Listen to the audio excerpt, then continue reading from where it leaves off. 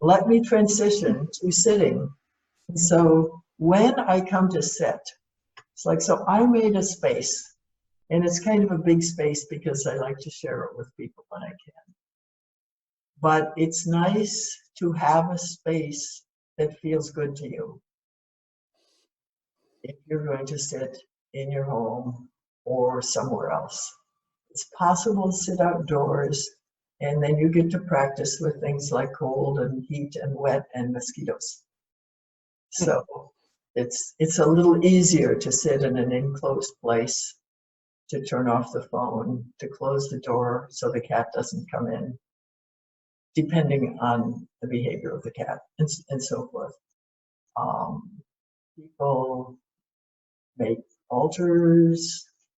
They take a corner of their bedroom. They take a corner of whatever you have. You know, it's helpful to have a particular place that you do this. And sometimes people put a flower or a picture of the Buddha, a candle. People light incense. I don't, because I'm allergic to it. And so, but from your personal life, you might take some things and use them to make that space. And then when you come to sitting,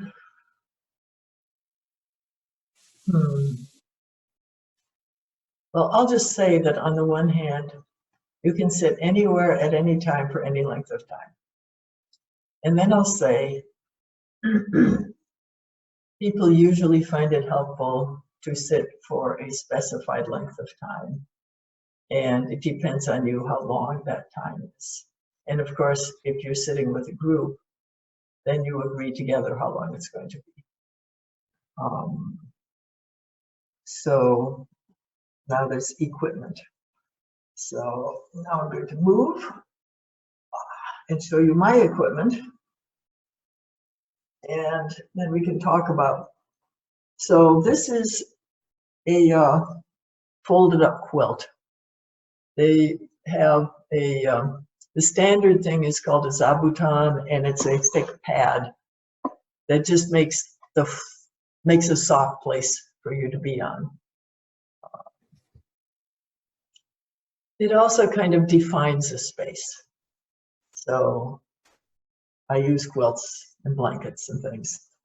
The cushion is more important.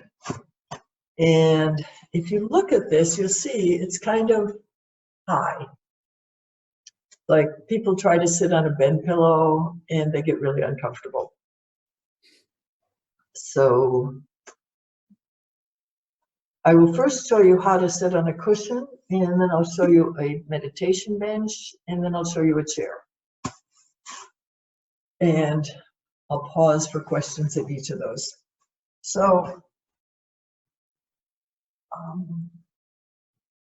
well, this is part of the setup. It's customary to bow to your cushion. Do that. And to bow away from the cushion, which means bowing to everybody else in the room or everybody else in the world. And then you sit down about the middle of the cushion and slide forward. And what that sliding forward does is it sets up your hips to be in the comfortable position. I was going to say the right position. Right means comfortable here. And then I will show you half lotus, and then I'll show you Burmese.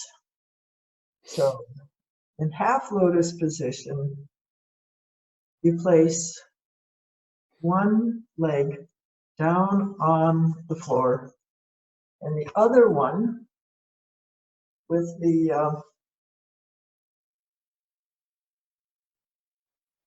foot on the thigh, and the toes should be about at the edge of the leg. This has to do with not injuring your muscles or ligaments. And in this position, my knees are both touching the floor. My sit bones are equal. And my spine is reaching towards the sky.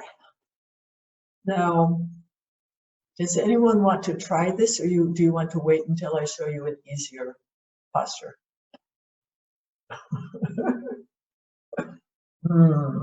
I don't have a pillow. Otherwise, I mean, I don't Okay. have that kind of a pillow. So. Oh, right. Are you sitting by a couch? I'm sitting on a couch, but I have lots of pillows. Okay. So let me see. I didn't think about this, but I think you should go and get some pillows. I will go and get some pillows, and we'll reconvene and we'll discuss making a cushion out of stuff you have. Good. Shodo. Okay. Blankets are also useful. Don, what? Question. This is being recorded, so if there's part of this that we want to play back later for ourselves or for someone else to delve into it, will we be able to replay it at a future time on our home computer? That's the plan. And so Great. if anybody wants me Okay. to edit something out, you'll have to tell me. Thank you. Okay. Well, this is Yeah. Shodo, Yeah. it's Kathleen with just a quick question. Yeah.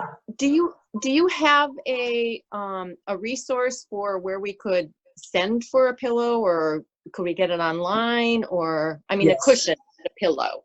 Yes. There are dozens. Okay. And I was looking at them a couple of months ago.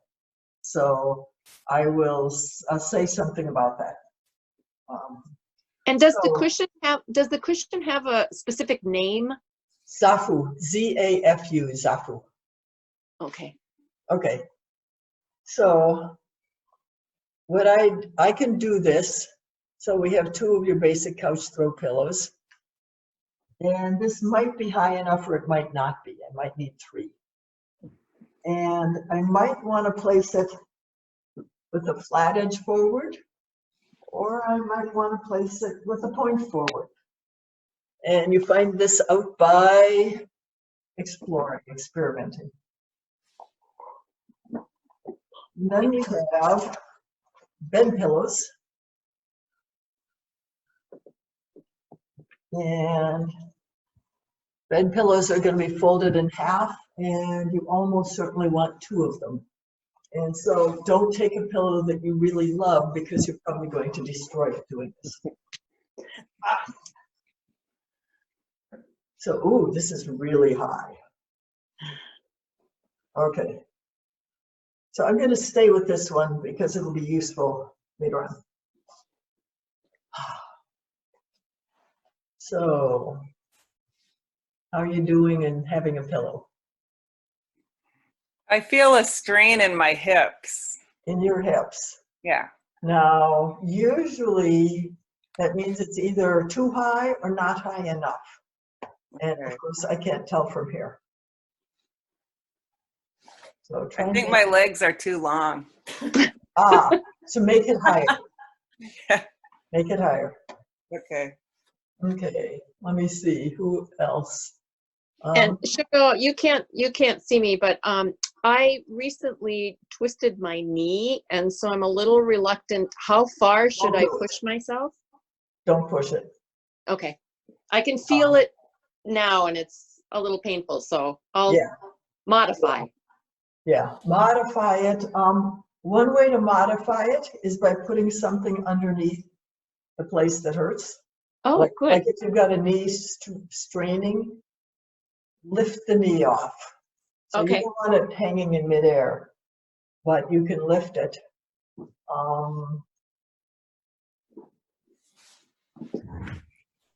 And so we have things in Zendos called support cushions, which are just they're little flat square things that you can use to make up for whatever limits your body has.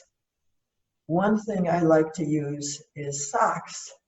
They go well the ankles, or just a little extra under the knee.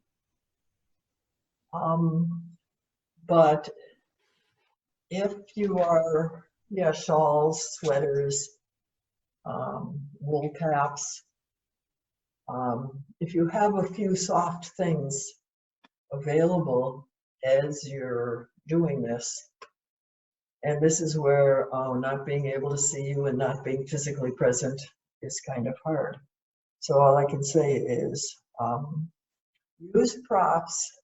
What you want is your spine is erect, and that includes having a little curve. And the reason I told you to slide forward on your cushion was that that gives you that curve. Feel your sit bones. Is one of them pushing harder than the other one?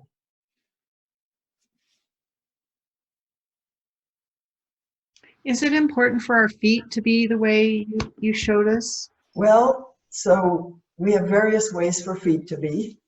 How are your feet?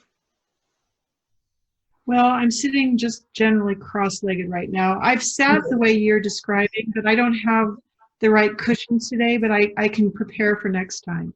Okay, yeah. Generally, the cushion, you want a cushion that's higher you could ever think you wanted. Yeah, I've got the bottom in a nice high position, but the floor is really hard next to yeah. it. Right, yeah. Something soft, because your bones will press on the floor and they'll hurt. And then you'll have to put socks under them. Okay. But if you put a blanket under them, it'll be better. So let's see. I started out, let's see, I'm still visible. So, okay, so I started out with half lotus. And I won't show you full lotus because, you know, if you know it, you already can do it. And I'm not that great at it. So there's half lotus. And then sometimes just one foot on top of the other. It's called quarter lotus. And for that, you need a little higher cushion.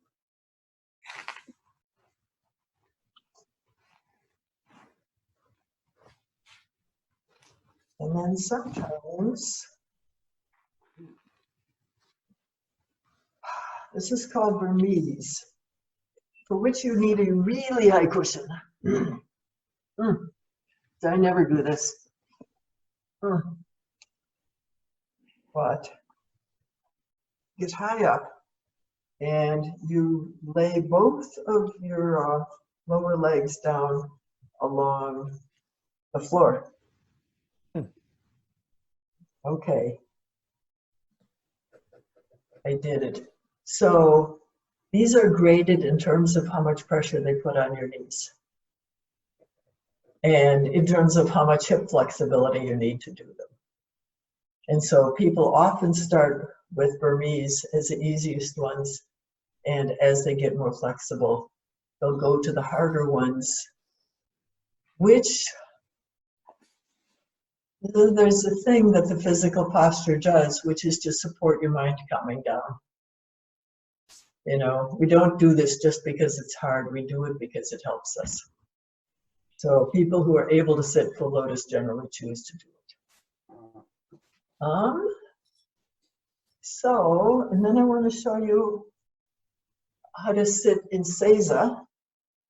And first I'll show you using a cushion. And I'll flip sideways. What you do is you put the cushion down here and sit on it.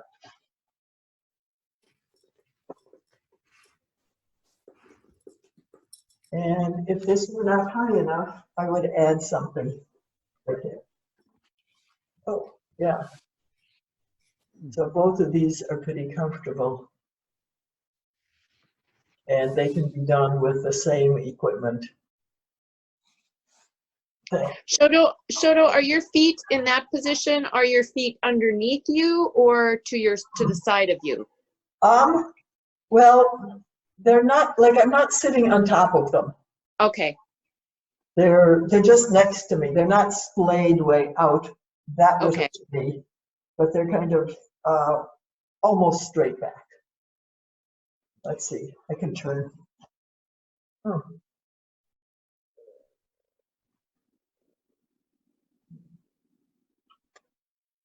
And then for people who always sit in Seiza, we have benches. And oh, this is too high for me, because I had somebody make a bunch of them out of scrap wood, and you know, you have to make them for the biggest people.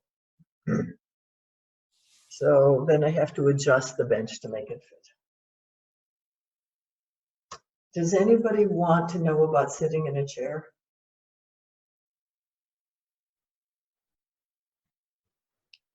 If you don't mind, Shoto, I would like that.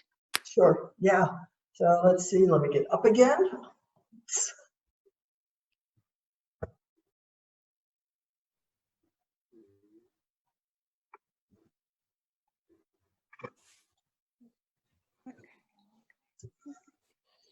So you want a chair that is either straight or tipped upward a little bit. And you want to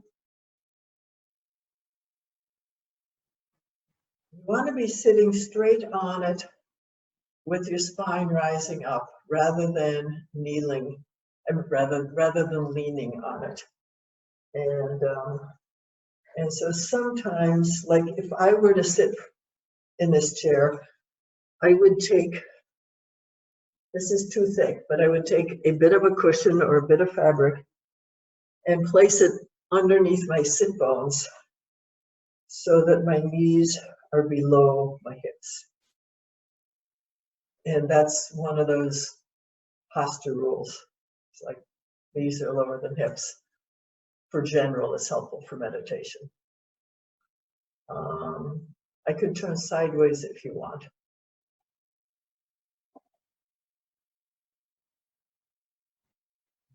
No, that works. Okay. Don, would you say a few words about sitting in a chair? Sure. I didn't realize until age 50 that I was born with a congenital hip problem, although I don't consider it a problem, but I had displaced hips. And I spent a number of years trying to sit in various positions. I became able to do Seiza, and I am pretty tall, so I have a Seiza bench with legs that are twice as long as the one Shodo showed. The longer your legs, the better off you'll be with longer Seiza bench legs. But I started sitting in a chair a lot after triple hernia surgery 5 years ago on medical advice. And I found some writings by a Buddhist priest named Darlene Cohen, who had lived at one of the same practice centers Shodo and I both practiced and studied in. And she had been there a couple of decades and developed rheumatoid arthritis. So she had started out sitting in very traditional forms like lotus, half lotus, but became unable to do that and didn't want to give up her practice. And she developed some alternative positions, which there is a lot of good information on. If you'd like a link, just let me know. I can give that to you. But sitting in a chair with the right cushions underneath in order to maintain the position of the spine, like Shoto's been showing in all of these positions, is possible and really helpful, making sure your feet are touching on the ground. I think most importantly, and I just offer this not as a contradiction or an exception to anything, but just another layer of understanding. Sitting in a chair is another way of sitting Zazen. And I ran across a quote from Zen Master Dogen Zenji just saying, Zazen has nothing to do with sitting or laying down. there are people who will believe otherwise, and that's okay. But it's really important, I think, to remember that this is a very accessible practice, and dealing with pain or discomfort has sort of two different meanings, and they don't contradict each other. They're not mutually exclusive. It's, I think, important not to try to avoid pain and discomfort, but it's also important when we practice Zen to embrace reality. And if the reality is that you're physically not able to do something, then you're kind of not accepting reality if you try to force yourself into doing it and then you hurt yourself. So there's, again, a middle ground. And I think that's enough. I hope that's okay. Thank you very much. Thank you. That was beautiful. Thank you. So my next thing is to talk about like what a little more on posture, but then what we're actually doing, what we're thinking, and what we're doing with the mind and so forth. So if you have any posture questions or random questions, now is a good time to ask them.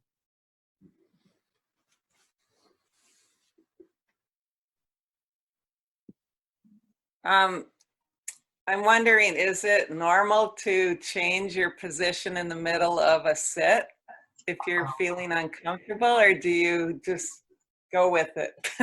Oh, there could be a long discussion about that. Yes or no? I have always been in traditions where it was permissible to change your posture if you had pain. Mm-hmm. And that is what I encourage is, so there's a thing in Zen called sitting through pain. And people use it, they concentrate the mind on the pain, they breathe through it, eventually it transforms. So this is a very intense and wonderful practice. Mm-hmm. I have also known quite a number of people who had knee surgery from doing that. Okay. Not everyone. Right. You know, I knew somebody who started sitting when he was in his teens, and we wondered why he was so flexible with his full lotus and everything. And he said, well, I used to really believe in that sitting through pain thing. So his body was young enough that he could get away with that. Okay. So yeah, so the training I received and that I transmit is that if you're feeling itchy or fidgety, hold on, or let go actually. Be present with it. Watch your mind. Because actually, nobody ever needed knee surgery from the fidgets. And everybody has the fidgets at some point. But if you are having a kind of sensation that you think means you might be tearing a ligament, you might be injuring yourself, the recommendation is first you notice it.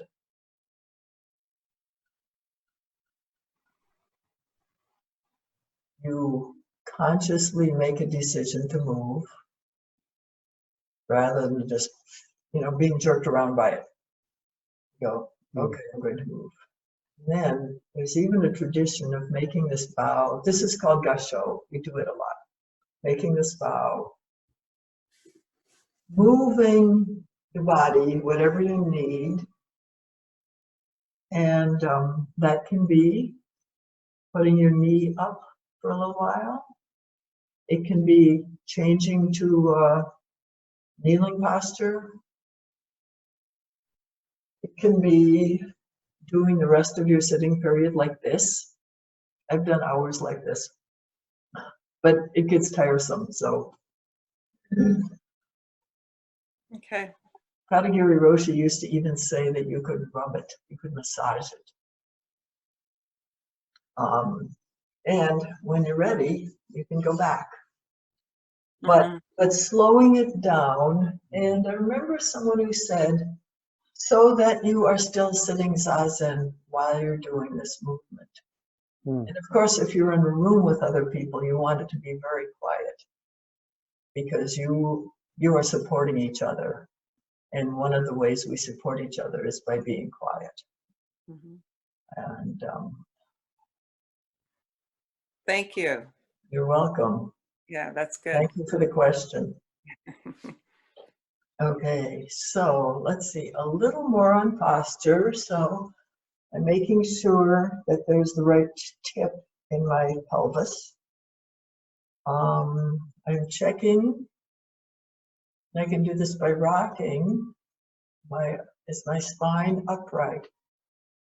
It's sort of like the back of the top of my head should be reaching for the sky. And you can think you're holding up the sky, oh my, or you can think that the sky, you're suspended from the sky. And they're actually both metaphorically correct.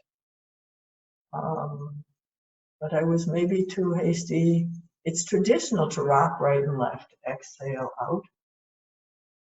Inhale, exhale.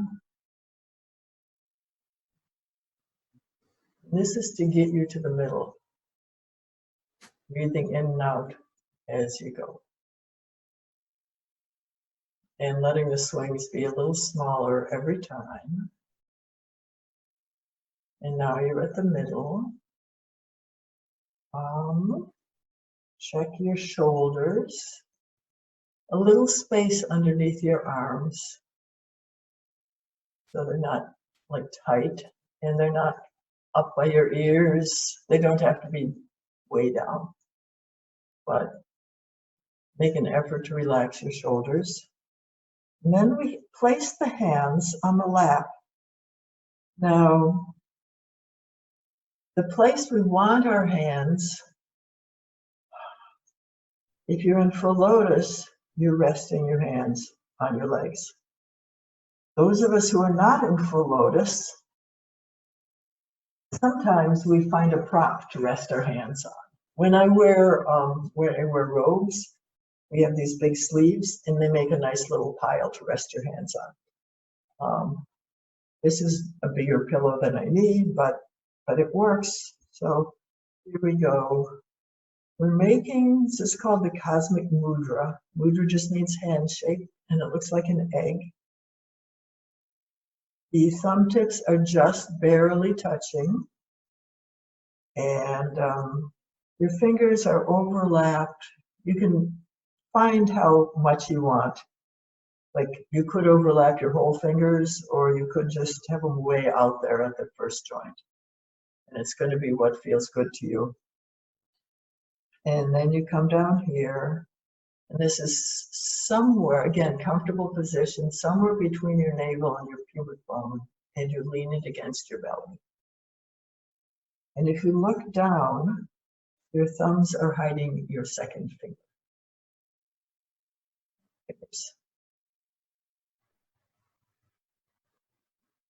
So has everybody got that? Okay, now we have our minds. But see, all the effort of doing the physical thing is a way of bringing our minds into attention for this thing we're about to do. Now, the essential function of Zazen is that we're not doing anything, we're just being here in the middle of the universe. We're being wholeheartedly present with the way things work. And the way things work is that everything around us is supporting us and creating us. And we, in turn, are supporting them and creating them. And so there's this beautiful cycle. There's a samadhi, which means one-pointedness or concentration, which actually consists of seeing or experiencing it being that way. but you don't have to see it. It's what's happening. And so when we sit like this, we're allowing other things to leave our attention.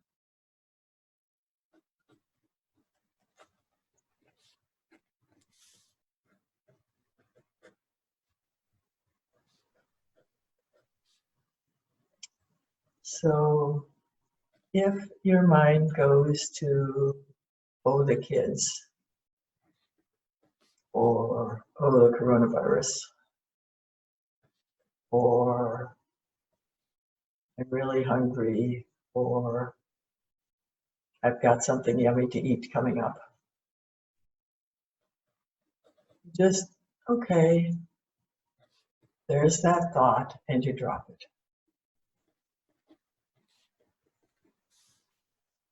So the practice consists of dropping thoughts again and again. And so it's like a bare bones practice.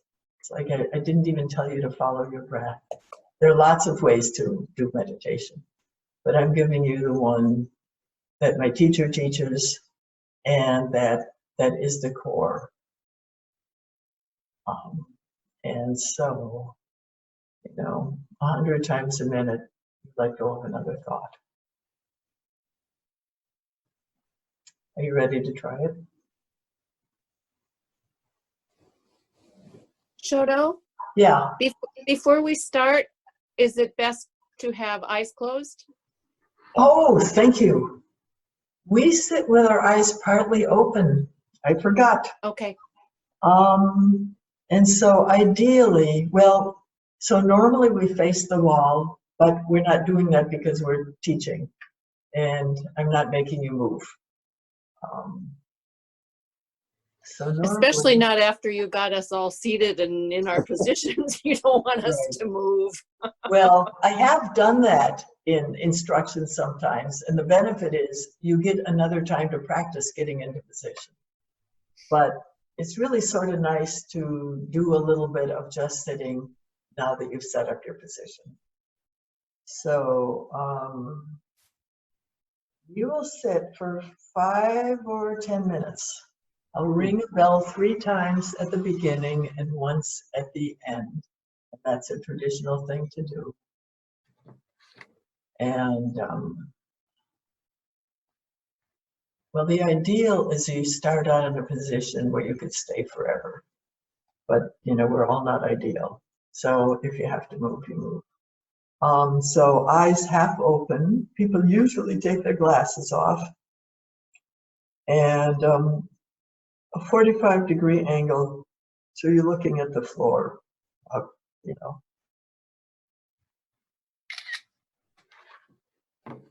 What was that? Okay. All right. Any more questions?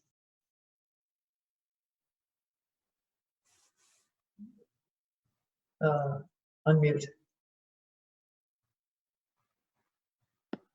Is everyone muted? Because I think we should all be muted except for Shodo.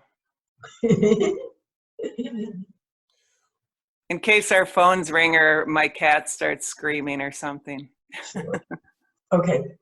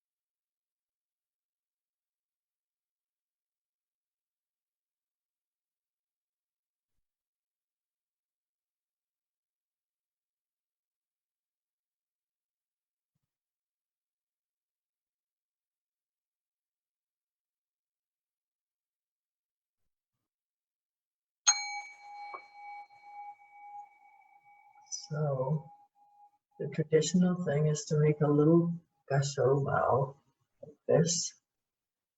And then start rocking little rocks left and right with the same breathing pattern.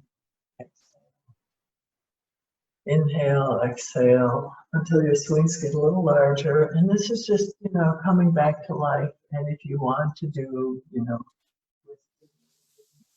or rotating your head or anything like that, if your legs want to be moved, please move them.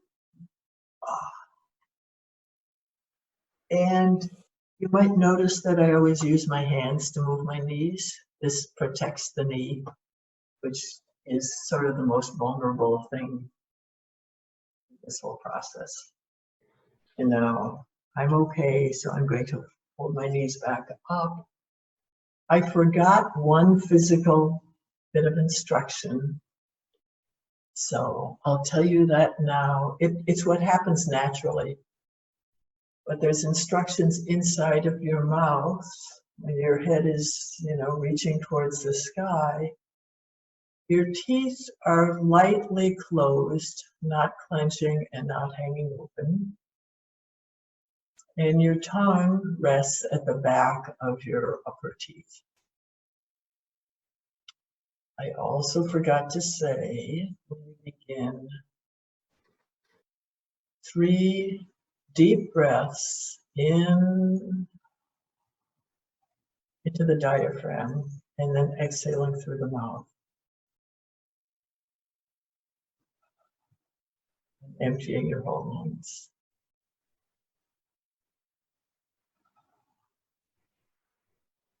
So, and then you don't think about your breath in this approach to sitting.